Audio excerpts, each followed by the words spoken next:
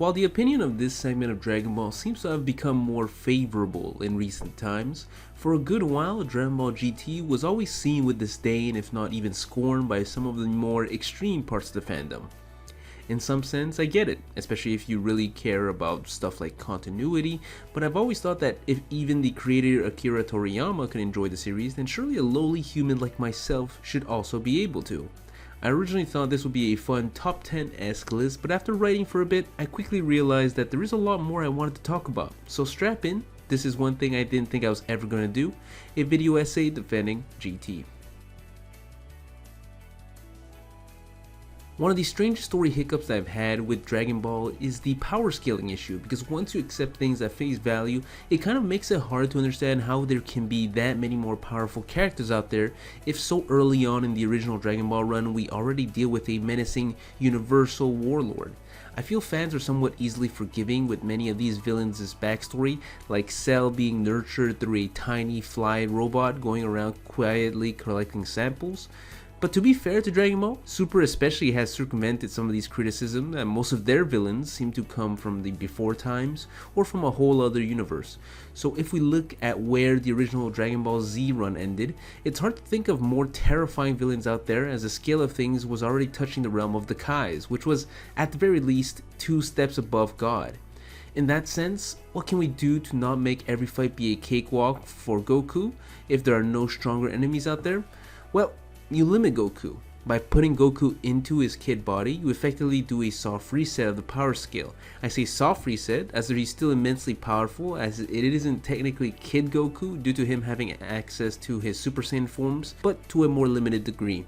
However, I think logically this makes many of the other encounters throughout the story make sense. Let's take an example to further this point. One of the first strong newcomers that Goku faces off with in GT is Legic on planet Emeka, and he was shown to be significantly stronger to most, which makes sense if he's the top fighter of the planet.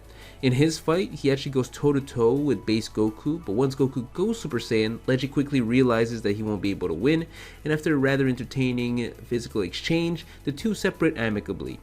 And in the context of the story, this makes a lot of sense. Recall the original premise of Super Saiyan, of it being a rumored tale of overwhelming power, but one that even Frieza was afraid of. If we accept that, then it makes sense that Legic, a strong but not invincible fighter, would lose. While the stakes are smaller, the fight itself is still enjoyable, as the two fight on a high but not sky high level.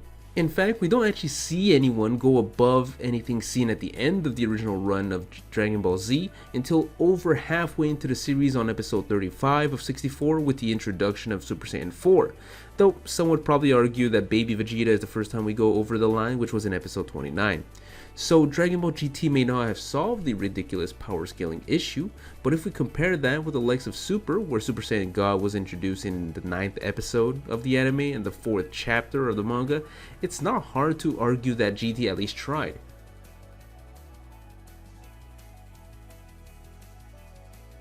We spoke about Super Saiyan 4 earlier, so I think it's a good time to talk about it in more detail. I actually really like Super Saiyan 4. It's not perfect in any sense of the word, but I think it makes sense in many ways. First, let's talk about the unlock requirements, which is the need for the Saiyan's tail. While it's true that the journey for Goku to get his tail back is long and debatably worthwhile, it's crazy to think that one of Goku's original defining features has simply not been a part of him for so long. While I can understand the weird story issues keeping the tail can create, it's just so weird that we've accepted that all Saiyans just get a tail circumcision from now on. In fact, when the main timelines Trunks and Goten are shown, both already don't have their tails, and everybody was like, yeah, you gave him the old snip snip? Long story short, I actually like seeing the tail back. I think it was one of the earliest characteristics that made Goku an interesting character, and at least to me, the return of the Great Ape and regaining your humanity makes more sense as a way to progress in strength than getting around in a circle singing Kumbaya. Looks wise, I think it's okay as a whole, but actually a lot more clever from a progression point of view. I mean, we did see more hair appear when moving from Super Saiyan 2 to Super Saiyan 3, so is it really that much more far-fetched that your body hair grows as you head into Super Saiyan 4? I do think it would make more sense if the form was more gold or yellow rather than red, but the red eyeliner is such a funny inclusion. I've grown to love the look. Lastly, I think the naming scheme just makes sense. We've been doing 1, 2, 3 already, so 4 is an easy inclusion. And why we went from numbers to God to colors, I'll never really understand. And for better or for worse, Super Saiyan 4 is the very last and most powerful transformation we'll see in GT, although different, more powerful individuals will use it. Did you know that Dragon Ball is actually an action-adventure series? When the story first started, we had Goku showing us his sense of wonder and exploration as we went from place to place solving issues, beating up villains, and enjoying his friends' company along the way. As Goku grew up, he settled down for a while, but when the story was thrown to Namek, Gohan did his own share of exploration, playing a little game of cat and mouse with Uncle Frieza. But after the Frieza saga, what happened to the adventure part? Starting from the Android arc, our characters never really adventure. Sure, they go to places, but they don't really explore.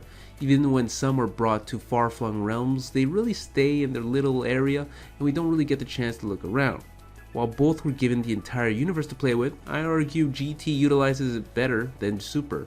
GT's universe felt lived in with weirdos splashed in everywhere, while Super's universe, or universes, felt populated but not truly alive.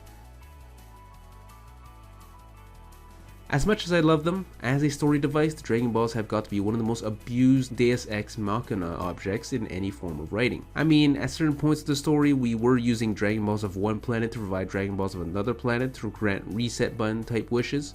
Look, I love the series, I love the Dragon Balls as a concept and objects, I love the dragons that come out of it, Purunga for life, but we can all look at how they're used sometimes and laugh about it, right? The original premise of GT was that there are a set of Dragon Balls out there that are extremely powerful and that can grant any wish, but that they are so dangerous because if you are unable to regather them, it would bring about the destruction of the planet where the wish is granted. I don't think this is a perfect premise, as I don't particularly like that another set of Dragon Balls were introduced and felt overly convenient as a plot device, but I do like that there's a quote-unquote effect to using Dragon Balls. In fact, I think conceptually, the Shadow Dragons were really cool, as they corresponded to various wishes granted throughout the series, with their strength being relative to the severity of the wish. For example, the 6-star dragon was born out of Oolong's wish for a pretty lady's panties and is quite weak on the scale of dragons, while the 1-star dragon was born out of the wish to revive victims of Frieza's genocide and is by far the most powerful of them. Although I think the implementation can be improved upon, the concept of revisiting the Dragon Balls is definitely clever. As a series typically targeted towards young boys, Dragon Ball does struggle at times in making strong, in the writing sense, female characters. Bulma started off as a mainstay well into the Frieza saga, until losing prominence when she becomes a mother. In fact, Chi-Chi was also a strong-willed character until Gohan came into the picture. Now hold on, what about Videl? She was a prominent character up until... Pan is a weird case. At her worst, she's this annoying brat whose mood swings make her unlikable, but at her best, she's a brave and brilliant character that pulls her own weight. Assuming she was intended to be the last major female character, she highlights many of the defining features that made her predecessors interesting. She had Chi-Chi's original fine prowess, Videl's sense of right and wrong, and even Bulma's taste for adventure. Although we can argue whether GT dropped the ball with her as a character, Pan did allow for some fun dynamics with what would have been a weird duo of Trunks and Goku. The only real disappointment was that Pan was never really able to become Super Saiyan, as I'm guessing the showrunners weren't sure whether a female Super Saiyan can exist and what it would look like. Heck, the first official female Super Saiyan didn't appear until 20 plus years after Pan's appearance, so can you even blame the showrunners? Finally, while Goku has never been known to be a great father at the best of times, we did see a few moments of his being a decent grandfather sprinkled throughout the series, which was at least refreshing. On a lighter note, for my dopamine hit, Baby's series of fights versus Goten, then as Goten versus Gohan, and then as both versus Vegeta were super fun to watch, as it showed how world-altering these fighters are if they don't hold back, and even highlighted some of their personalities. Goten was carefree, and while he could have maybe been able to overpower Baby and ended the villain right then and there, his lack of discipline and distracted nature ultimately led to his downfall. Gohan was a superior all-rounder and incredibly perceptive, even being able to figure out that there was something wrong with his brother and leading him away in order to not cause too much harm to civilians. Ultimately, he would lose because he cared too much about not harming his brother. From Vegeta, we saw character growth, showing how he cared about his family before heading into combat, while also displaying the power difference between a battle-hardened Saiyan and the other part-time Saiyans. Vegeta himself would also finally fall due to his refusal to take a second to think about the fight instead of heading straight in. Sometimes we forget how much power are contained inside our various Z fighters, and while not a big brain argument for GT, I do think that these friendlies becoming unfriendly really did highlight how destructive they could be if they wanted to be.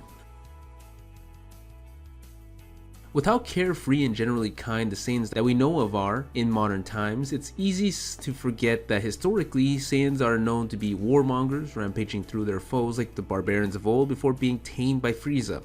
With that in mind, Baby is a compelling villain with appropriate motivations due to being the last surviving member of his race who fell prey to the Saiyans. In some sense, we can see the Baby arc as a sins of the father kind of story, or in this case, sins of the Saiyan, as these modern Saiyans are being punished for their forefathers' actions. I think it's doubly ironic that Baby ultimately became what he sought to destroy, taking over the planet and seeking to eliminate those who stood in his way. Although imperfect, I like to see actions have consequences, and the callback to Saiyan history is definitely clever. Although I did have a good time, on many levels the Buu saga, and more specifically the Buu family history, is among the most confusing parts of the story, and when Dragon Ball Z ends with the introduction of another character to carry on the Buu name at the very last minute, it was for sure a feel-good moment to see Goku move into a mentor role, but it also left a weird hanging thread. As it stands in Super, we furthered the Buu storyline a teeny tiny bit with the Moro arc, but Oob as a character has been largely unexplored. Meanwhile in GT, Oob was shown training and being mentored by Goku, and the two share an extremely healthy teacher-student bond. When Goku is ultimately unable to protect the planet when it needed him most, Oob stepped in and had his own shining moments. When Oob and Buu fused to become one entity, it felt more appropriate than having Buu actually just stay around and people simply forgetting the atrocities that he had committed. And we have precedents for the old and the young merging together, like with Piccolo.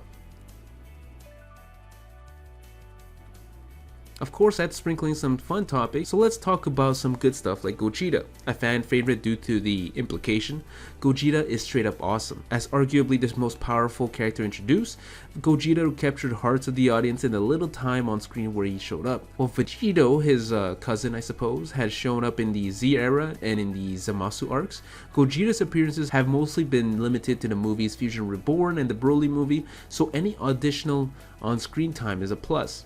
Of course, like every cool fusion in this series, his time is cut short as the writing dictates, which is so on brand but definitely disappointing.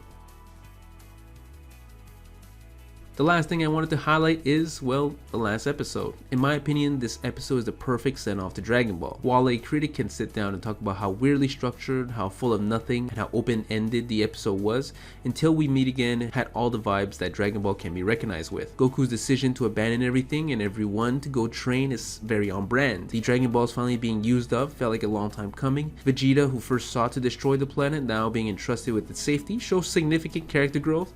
And finally, Goku dropping by to see Master Roshi and Krillin as his last request is simply beautiful, as it wraps up everything in a nice little bow. At the very end, there's a scene with obvious descendants of Goku and Vegeta to symbolize that their legacy lives on. All in all, fantastic scenes combined with some of the most perfectly placed music make up one of the best endings, not for all stories, but for Dragon Ball specifically.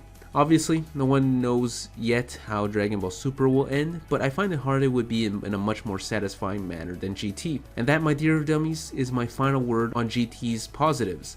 And as you can see from this video, there is a lot to like. I don't think it's the greatest series out there, but in terms of a product that is almost fan fiction-esque, I think it is incredibly clever in some of its concepts and some of the ideas that they wanted to put into place. The execution may not always be there, and it definitely has some issues, but if we can accept future Trunks' timeline, how about we go ahead and recognize GT and adopt it into the fold. That's all from me. I hope you guys are enjoying this month. We have one last video for the month. It may be from a voice you may or may not recognize. Thanks for watching, dummies.